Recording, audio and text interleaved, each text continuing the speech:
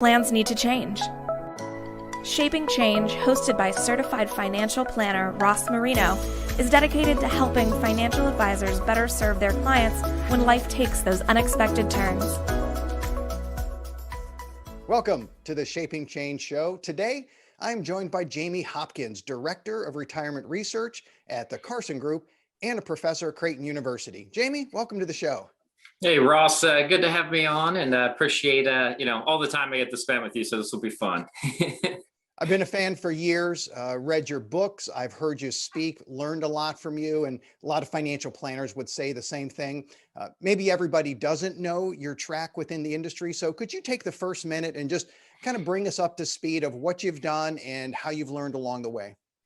Yeah, and I'll try to keep it short because I am known to talk for long periods of time. But, I started off as an attorney actually in the private equity field doing chemical company acquisition work, interestingly enough. Shifted out of there, clerked in the appellate division, and got two really nice cases that I got to work on, one being a large ERISA one, and then one of Bernie Madoff's cases. So I'm actually on the insurance side there. Ended up leaving there and kind of by ways of things, ended up spending about 7 years at the American College and went there really to help David Littell, who's one of my mentors, build the RICP, so Retirement Income Certified Professional Designation. Went there, launched that with Ken Taquino also at the time, and David and myself, and spent 7 years there. Ended up taking over the research center there, the program, and we had about 20,000 financial advisors who had gone through that in the 7 years I was there, which is actually more than any other program I'm aware of. It's actually more than the CFP programs during that stretch. Left there, joined Carson Group and Ron Carson as Director of Retirement Research, doing a lot of writing, and kind of shifted there a little bit, over time. I run our coaching company and the Wealth Solutions, a couple other things now. I'm managing partner, but that's kind of my career in a short period. So I guess I kind of went from an attorney to an academic, then back into the practitioner side of things, and now I just joke I'm pretty much like a middle manager somewhere out there in the world.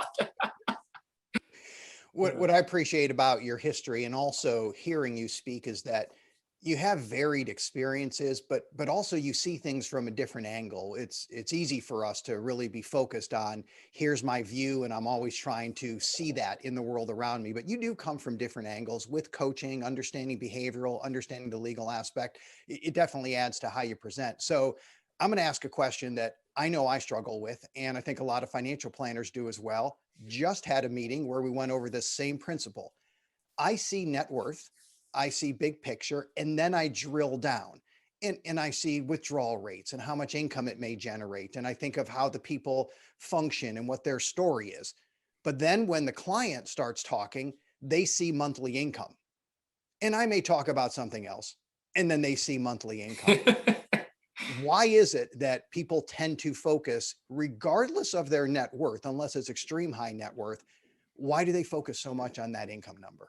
Well, because the short answer is the income number is the only thing that provides us any satisfaction day to day, right? If I have no income, I can't spend. And then if I can't spend, I can't consume. And then I don't have any enjoyment out of my consumption.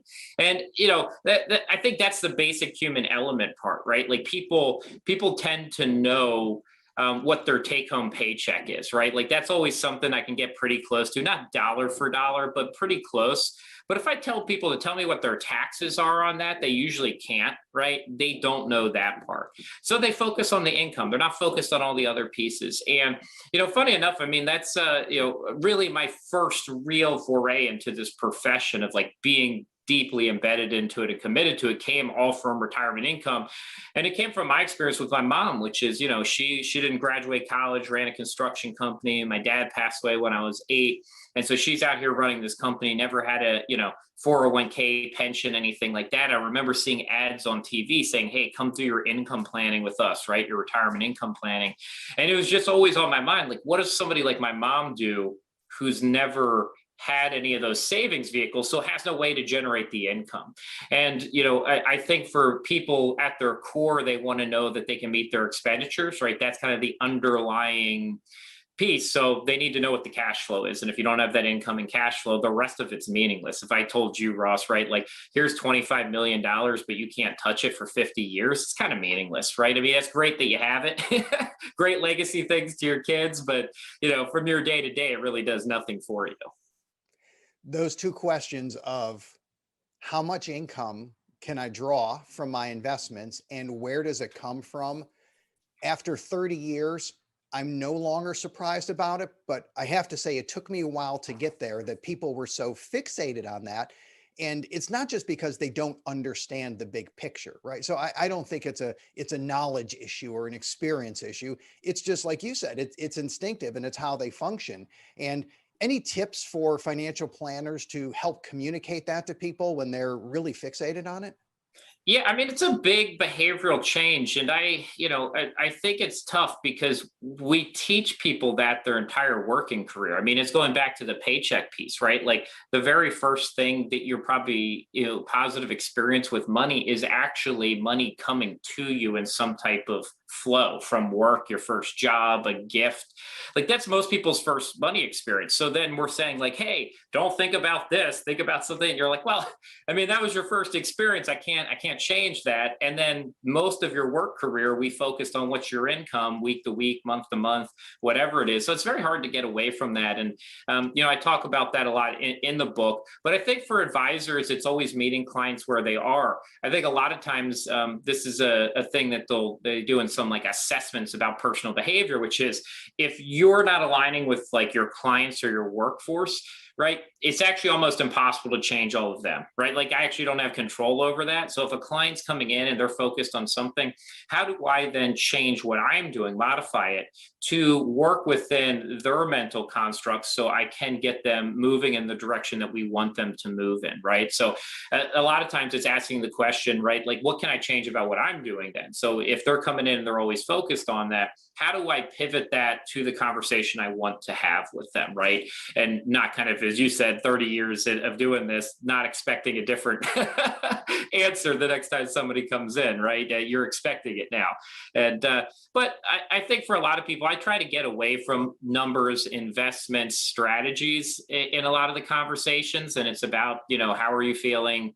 What are you worried about? What's going on in life? And certain things I think a lot of people ask, I think we were going to get better at asking these questions. I know I'm going on a little bit here, but here's a great example, right? A lot of people, the icebreaker questions, right? Oh, how are you doing? Well, that's actually a terrible question. There's research from Harvard showing it's a terrible question. You don't get real answers, right? Things like, how are you feeling today, right? That's a better question. What are you most excited about this week? Like, what's the most exciting thing about your week you're looking forward to? That actually elicits a better response. A lot of our generic questions, even the one that's like, hey, has anything new happened to you lately? A lot of advisors use that. It's actually, again, a really bad question. It's too broad. And people are like, oh, no, nothing real new. Well, 1,000 new things actually happen, right? Like we got to get a little bit more specific to get a little bit more specific of a question back. And I mentioned there's a Harvard Business Review article on this about how like they did a study of CEOs and other people, and that CEOs tend to be very good at asking more specific, meaningful questions to people. And so it's kind of allowed them to kind of relate with people more often than a general person does. So I think that's a great lesson for advisors when they're thinking about that. If they're focused on that, ask them a slightly more specific question. I have a slightly unhealthy obsession with questions and how the brain works with asking questions. And my kids will joke that it took them years to realize that Daddy wasn't a moron because he never actually answered a question. He just kept asking you more questions. And I don't think Daddy knows anything. He never seems to answer anything. He's just, because I ask more questions, but of course I do answer some, but I use in our process, I have 4 steps. Steps 3 and 4 are, what are you thinking? How are you feeling? And I just have to say, I'm always, not at this point, but early on, I was always surprised at how forthcoming people were of, well, this is what's on my mind. This is what I'm concerned about. And here's how I'm feeling. So it was wonderful to learn that, where I'm thinking I'm going to have to dig to pull that information out. And all I had to do was ask. And it was great. It was a good epiphany moment for me. So I'm going to pivot that to your book, Rewirement, which I love. You just came out with a second edition. I'm sure, being the academic researcher that you are, you looked at some of the book and thought, you know what, got to change this, got to update that. And whoops, that doesn't seem to be the case anymore. How about you talk about some of the changes that you made in Rewirement second edition? Yeah, I've got one behind me over here too. It's harder to see, but yeah, rolled it out again, and yeah, it's funny. So that it did grow about by 80 pages. So when you say the academic version of me, yeah, I was pretty happy with the first one, but like most, I've written, what have I done? 3 textbooks, 2 ebooks for Forbes, and then this was really my first like consumer-esque book that you could actually hand out to people. And funny enough, the reason I wrote it, I remember, I think it was Tom Hagna that his resonated with me. And he basically said, "Hey, Jamie, you're doing all this speaking, you're good at it, but you need something to like hand out and sell to people in the crowd," which was the book, right? And he's like, "You need to write a book." And I was like, "All right, I'll write a book." So it took me a little while to figure out what probably over a year before I actually landed on what I felt like writing about.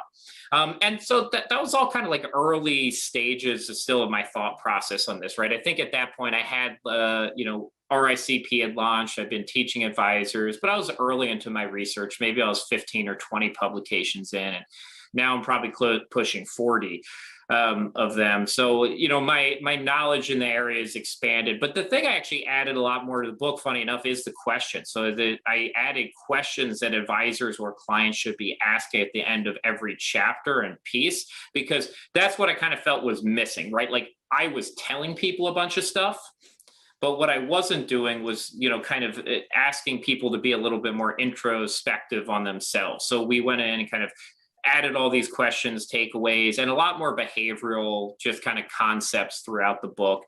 And I've tried to keep it away. Like I don't have index numbers really in the book, but I am talking about retirement planning and a process in the world we live in today. Well, since I wrote the first book, like Secure Act passed and CARES Act passed. And so I did go back and kind of rework the book to kind of include the pandemic issues and what happened and how that, nursing homes and how badly that impacted them, and, change people's minds perhaps on that, and some of the new tax rules and where we might be going. So those are really the big things I would say, but, a lot more behavioral research is in there, and a lot more introspective questions went into the book, which are nice adds. I mean, the process, right, didn't really change, right? I've been running a 10 step. I made it 10. You could make it 7 if you really, really tried, but 10's a nice number. So people will gravitate to that. I mean, the process didn't change, but inside of the process, things change, right? And that's kind of what's been updated. So going well so far. It is one of those things, right? You do a book and you're like, I put all this work and I wrote 80 more pages. Did it actually get any better? And I think it did. And I've had a couple of people tell me that, but who knows? They're mostly friends. So if you read it, you can let me know if you read the first one. Did it actually get any better? Or did I spend a whole year of work to put out the second edition that's no better than the first edition? Well, as someone with the unhealthy obsession with questions, as soon as you said I added questions to the end of the chapters, even if I love the first book, I've got to go back and get book number 2, because that's how I apply it to the planner-client relationship. So I think it's awesome that you did that. One of the interactions planners often have is, what's your number? Where we focus on how much do you need to save, or what's your income number? It's a great conversation starter. It's easy for clients to connect with. And especially since, this is my big takeaway, someone's first money experience was probably the budget. Here's what I make, here's what I spend. That's why it's so ingrained in them. Having a number that they can fixate on is certainly helpful. But as a financial planner, I know life happens, plans change. That means my plan is based on assumptions. One of those assumptions changes because life happened, and that's it. That number doesn't work anymore. So what would you say to financial planners of addressing that with clients on, yes, we're putting a plan together. It does include assumptions. It has a number. However, where do we go with that?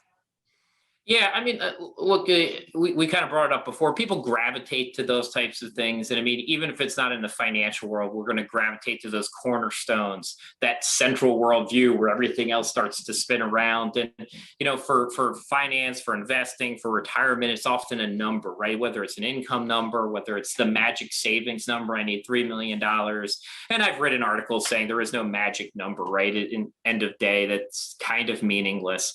But people gravitate towards it. So, I don't try to talk people away from it because it's a goal to some degree, right? And it then encourages behavior towards that goal. Sometimes can be negative, right? I mean, I run into people who over worry about the number and not really what they can actually do because they haven't gone through the process of understanding where their income is. So I think when you get to advisors on that, right, it is taking the half step back and it's trying to work on their goals. What do they want their outcomes to be? I grew up and I usually tell stories with things like this, and I've got two around this one, so I'll try to get through them fast. The first one is, right, I grew up swimming, so I use this one, and I just got lucky with this one. And I feel more and more lucky about having this experience almost every week that goes by. So I grew up in Baltimore. Michael Phelps and I are a month apart in age. And I think we maybe talked about this before. I swam with Michael for almost 15 years. And our head coach, Bob Bowman's been, I think, 4-time Olympic head coach for swimming. And, you don't realize this stuff when you're 15, that like, hey, this is amazing life experience. You need to learn from it. But looking back, I did learn a lot from it. And so, Bob was all about, setting goals and setting a process. But he is also very clear that, look, like, if we're going to, I think Michael was 12-ish when he wrote down that he wanted to be the best Olympian of all time. Well, the reality is between age 12 and age, what is he, like probably 32 or something, when that was kind of all said and done, a lot of stuff is going to happen in there. There's a lot of stuff outside of our control. Now, we had a goal, but man, I mean, he shifted from living in Baltimore to Michigan to Tempe to going to Rio and right, having, you can't plan for all of those things, but you can have a goal that's kind of guiding you, and you can then build a process that can change along the way. Right. And that's probably the most important thing, is like you learn how to train differently. How we trained when I first started swimming wasn't the same way that we were training when I left the sport. Right. They had shifted completely. And that's okay. Right. I mean, that's the same thing. Like, if we're distributing money today in a retirement income plan, is that going to be the same way I'm going to distribute money in 15 years? No. But if I have a process that's still goal-oriented, that's paying attention to it, that's shifting, that can work. And so then the more analogy of this comes from the sailing world, which I use a lot, right? Like, you can go and say, hey, I'm going to go sailing, and I don't really sail. So, I use an analogy that I don't follow, but, you get in a boat and you're looking back at the harbor, and you say, I'm going to sail over to that harbor. Okay, great. And then the wind changes direction. Well, I can't control which way the wind's going to blow or how hard the wind is going to blow. What can you control? You can control the direction of your sails, right? And then all of a sudden, right, you can either change your sails so that the new way the wind is blowing still takes you to your destination, probably just a slightly different path, or you can not change them and you can let it blow you off course into the rocks. And that's in essence what we're doing with planning, right? People have these goals, they have these magic numbers, they're frames of what they want to accomplish, but we usually have to dive deeper into what are their goals, what's their underlying, and even things, what's their underlying values. I mean, I think often advisors don't get that far down into it, but understanding the value proposition behind somebody's goals and why they have that as a goal. And then that can actually help us create a better process and get to people where they want to be. I've certainly come to realize that financial planning and making decisions is much more about direction than destination, because that end result, the goal, it may change over time. But what I'm doing now, that tells me the direction I'm heading. If I'm spending more than I make, I know that direction, not going to work out so well. If I'm spending less and saving, I know that direction, probably going to work out pretty well. So it's certainly helpful to see that. I want to talk a little bit about what we'll see coming in the future, because you just mentioned about what you did maybe 10 years ago or 20 years ago. It's not the same as what you're doing today. Things change. Well, the next 10 and 20 years, there's also going to be a lot of change, but I want to do that in a separate show. So let's wrap this up. We're going to call it part 1, and we're going to come back to what can we see in the future, part 2. Is that okay? That sounds good. So it'll be kind of like Rewirement Edition 1 and Rewirement Edition 2, right? We'll improve in the next one. I love it. And hopefully I'll come up with some more questions at the end of everything you say. So thanks for being with me for part 1, Jamie, and we'll record part 2 next. Thank you. Thank you for listening to Shaping Change with Ross Marino. This show is for general information purposes only and is not intended to provide recommendations or advice. Speak with a legal, tax, or financial advisor before making any decisions. Past performance references are historical and do not guarantee future results. Visit rlsummit.com to learn more.